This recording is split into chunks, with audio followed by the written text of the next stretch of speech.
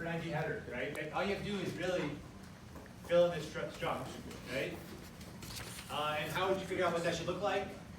I mean, you can do the same thing you did for ARP, like just ping and look at the ping message, right? Between, you know, you can ping. You can do something like that. You should create a ping. You should look and see like what's the IP header look like. And when you run a form one to send us something from H1 to H2, it should look the same, right? So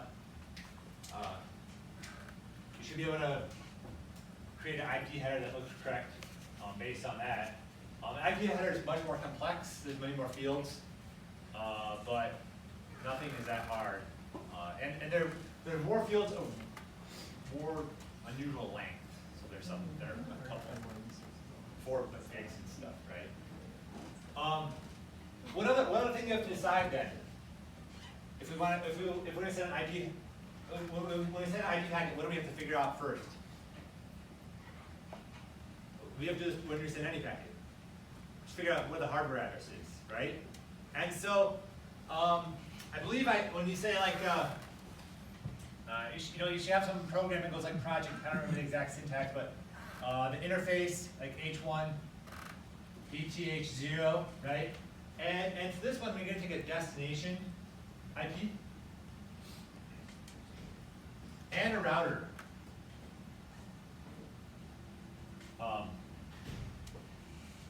And payload.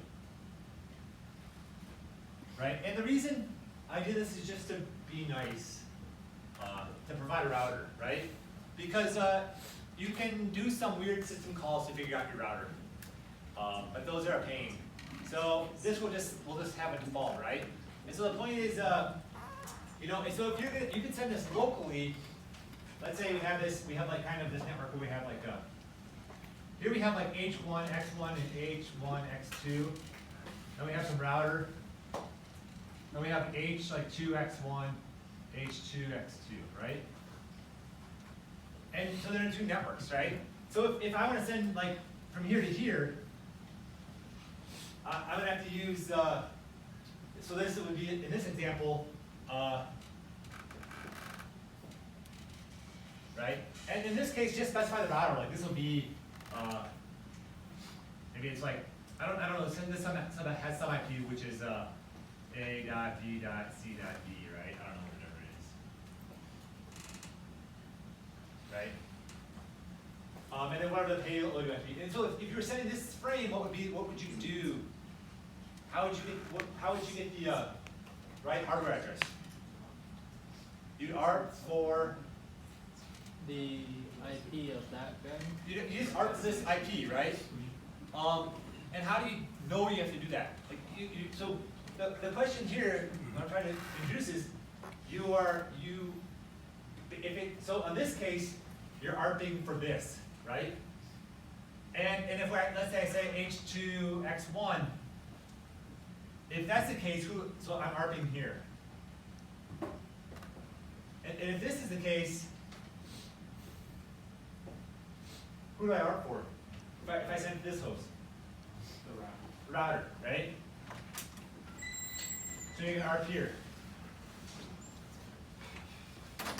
So besides creating the IP header, this is the other non-trivial thing in the assignment, which is who do I ARP for, right? You can send an ARP, but we have to make a decision on who to ARP for based on, what are we basing this on?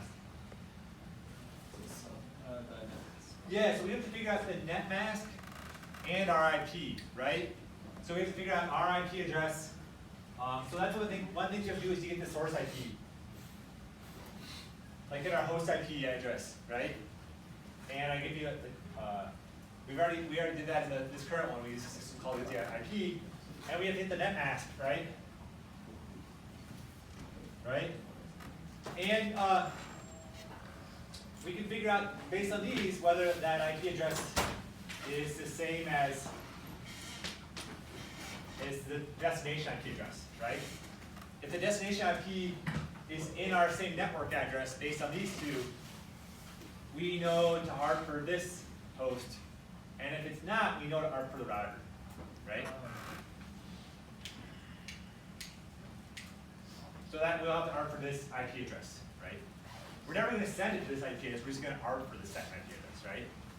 And if we do that, then we should be able to send it to the, you know, and so if we do this correctly, then we're gonna ARP for the router IP address, and this one will then be forwarded to the right destination, otherwise it won't. So how would you check, so you check for your own IP, right, your source IP?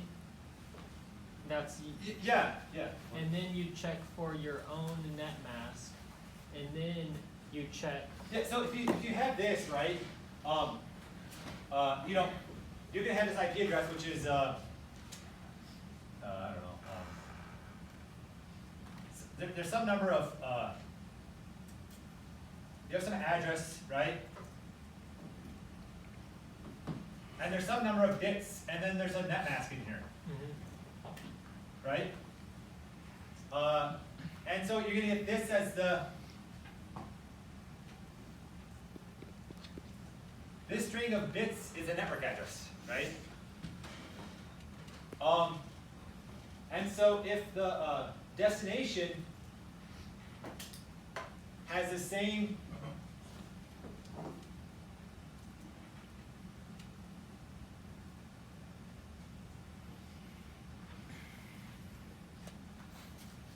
I'm sorry. Yes, can you see it? So we're taking this address, the source, our local one. We're checking to see how many. We're getting the network address from that, right? What's our network address based on the net mask of the IP, which is just how many the number of significant bits we have here. And then we check to see if this destination, we use the same net mask to figure out the same network address for that destination, right? And then if these are equal, if equal, then ARP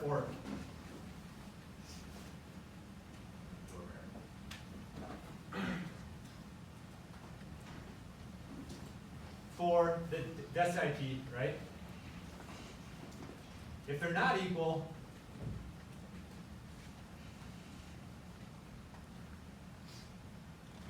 ARP for the router, right?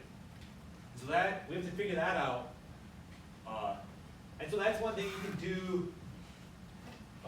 You don't have to, these two things you can do entirely separately. So one, figure out how to send an IP header. You can do that. And then the other thing is to figure out this logic, right? Which isn't that hard. It's just taking the IP with the net mask, looking at the network address, taking the host, destination host, doing the same thing, checking if they're equal, and then doing the ARP based on that, right? So then this would just be the ARP. This would basically be the same project too. You're just ARPing for whatever IP you have here, right? Yeah. If I was setting the H2 from H1, and I already ARP for the router, does the router then have to ARP for H2? Or is there some? Yeah, but you don't have to worry about that. It will, right? Does it also contain memory? Does it save MAC addresses in the Yeah, router? ARPs have cache, right? Okay. So you don't have to worry about that. Just don't worry about it. I mean, you can theoretically you should, when you ARP, you should cache it. Then look up the cache next time to see if you should ARP again. But we'll just ARP every time. It's just to simplify, right? Any other questions? Yeah. How do we set up so there's a router in Mininet? I can give you a Python file, and you just run the Python file. And that, so there's two ways to configure Mininet. One is like you just do a command line, and one is you can run a Python file with a configuration. And so I just give you one, and it looks, actually there's 3 subnets, I believe, in there, right? Okay. And there's a router in there that's routing packets, right? Any other questions?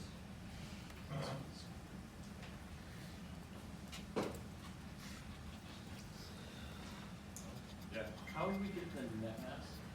There's the netmask, there's a call, like the same kind of CTL call, right? And it's gonna, yeah. If we were to just ARP the router every time and send to that, even if they're on the same network, would it just route it back into your network, or would it? I think it probably would, yeah. I think it would. It should, I think. If it depends, right? If it's, I think theoretically that would be fine, but maybe someone doesn't expect that or something. So,